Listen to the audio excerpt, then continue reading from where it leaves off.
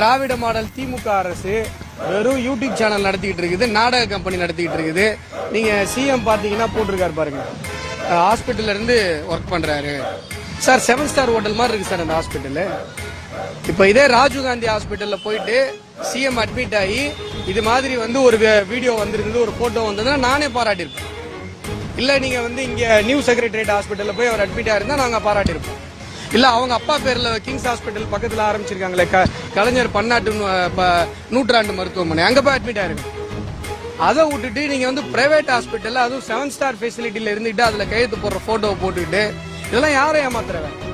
நீங்க சுஷ்மா ஸ்வராஜ் அவர்கள், மறைந்த சுஷ்மா ஸ்வராஜ் அவர்கள் உடம்பு சரியில்லைன்னும் போது மத்திய அரசு ஹாஸ்பிட்டல் அட்மிட் ஆனாங்க, எய்ம்ஸ் ஹாஸ்பிட்டல் அட்மிட் ஆனாங்க.